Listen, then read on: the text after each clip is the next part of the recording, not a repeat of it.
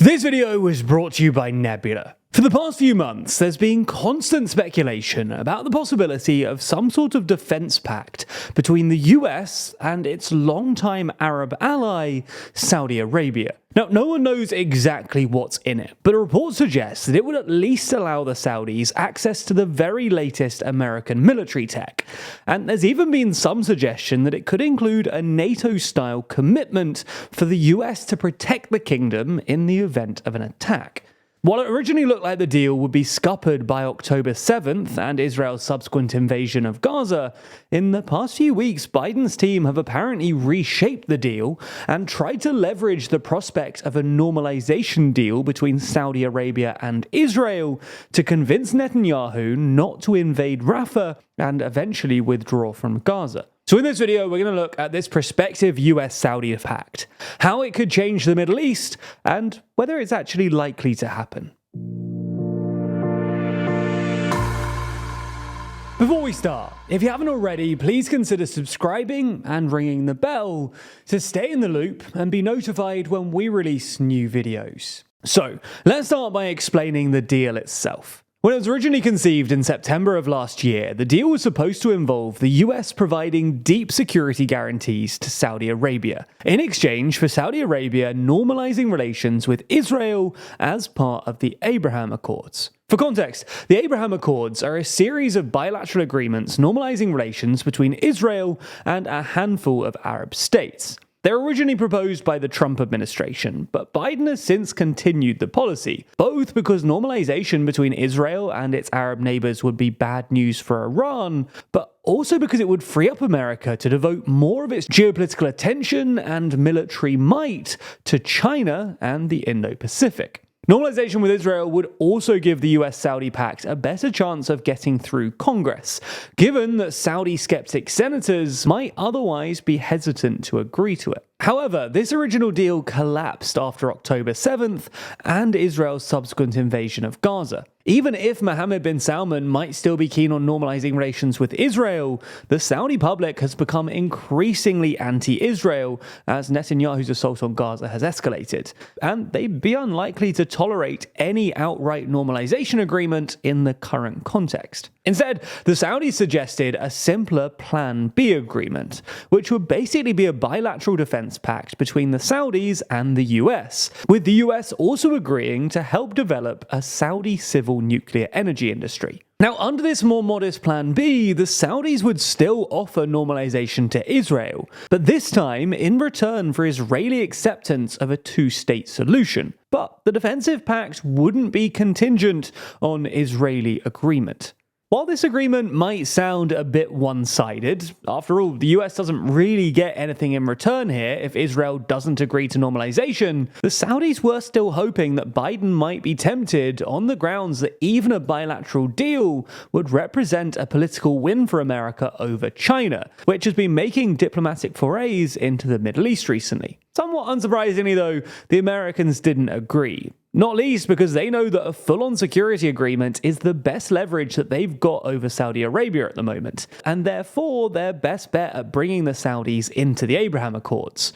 So they didn't want to give it up too cheaply. Instead, the Biden team have apparently suggested keeping Israel in the mix, but instead of just using the promise of a security deal to leverage the Saudis into normalization, they also want to leverage the promise of normalization, which would be a massive win for an increasingly isolated Israel, to convince Netanyahu to wind down his assault in Gaza, as well as committing to a two-state solution. Now, this might sound implausible given Israel's current positioning, but as the Israel-Iran Cold War heats up, Israel's political class might decide that better relations with both the US and its Arab neighbors are necessary to deter further Iranian escalation. And conditioning this deal on a withdrawal from Gaza might make it more palatable to the Saudi public and allow MBS to present himself as a protector of not just the Palestinians, but the Arabs more generally. Now, none of this is going to be an easy sell. Netanyahu has proven to be remarkably resistant to American pressure so far, and polling suggests that about 60% of Israeli Jews oppose the idea,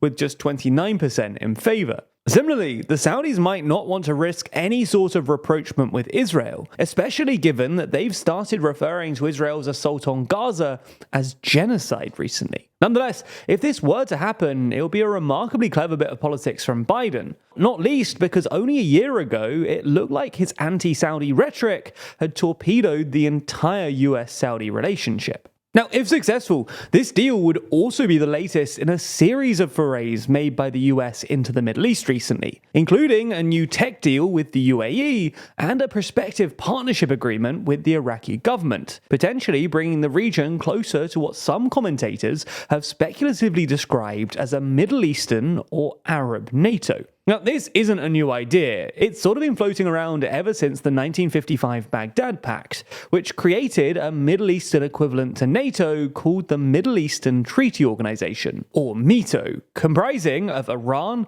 Iraq, Pakistan, Turkey, and the United Kingdom. Now, this organization ultimately collapsed because, according to then Secretary of State John Foster Dulles, the Israel lobby blocked the US from joining. The idea has been bobbing around ever since, and enjoyed a bit of a resurgence in 2018 when Trump announced a new Middle East Strategic Alliance, or MISA, which would involve the 6 Gulf states, Egypt and Jordan, and would be primarily intended as an anti-Iran alliance, in much the same way that NATO is often framed as an anti-Russia alliance. Now, far-fetched as it might sound, some Arab leaders are apparently still keen on this idea. In 2022, Jordan's King Abdullah told CNBC that he would be one of the first people that would endorse a Middle East NATO.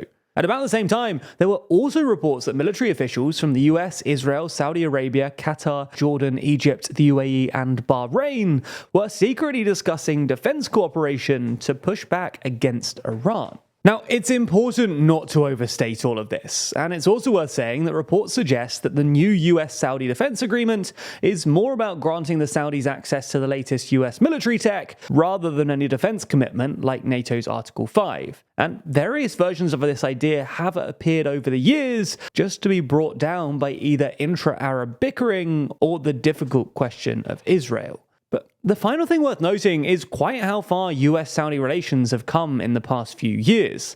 During his campaign and the first year of his presidency, Biden was remarkably critical of the Saudis. He accused MBS of, quote, murdering children in Yemen, and promised to turn Saudi Arabia into a pariah state for the killing of the journalist and dissident Jamal Khashoggi in 2018. In late 2022, though, as oil prices were rising to politically unpalatable levels ahead of the midterms, he was forced into an embarrassing U-turn and basically begged the Saudis to increase production and bring down global oil prices. Instead, the Saudis cut production, forcing prices even higher and sparking fury in the White House. In the past few months, however, as escalating regional chaos has made the prospect of American security guarantees increasingly attractive, MBS has changed his tune, and deal or not, the US-Saudi relationship now looks stronger than ever. There's definitely going to be new developments with this story though, so keep an eye out for future changes. Actually, the best way to stay on top of the news is with Nebula News. If you haven't heard, we've just launched a project alongside our partners at Nebula called Nebula News, where every day the TLDR team curates a selection of videos that matter the most in the world right now.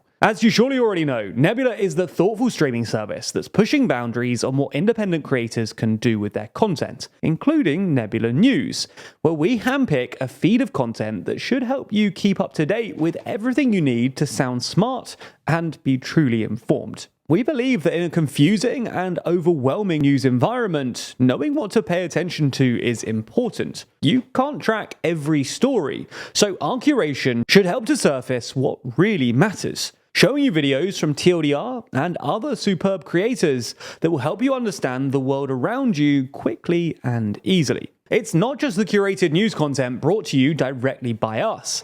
Nebula also features loads of exclusive original content. That's things like Real Life Law's brand new series War Room, which every month runs you through a whole load of ongoing conflicts to keep you in the loop. You can also watch every TLDR video on Nebula ad-free, and in many instances, before they land on YouTube. Now, if you're already subscribed to Nebula, then you can find the brand new Nebula News section at nebula.tv/news. And make sure to bookmark or save that link so that you can use it as your TLDR-ified news homepage. If you're not a member already, you can click the link in the description to sign up now. If you do, you'll get 40% off an annual plan by using our link. That's less than £2 a month. Plus, Nebula will know that you came from us, which really helps us out. Now, we've got some really great feedback from existing members, so I hope you enjoy all the effort we're going to with Nebula News.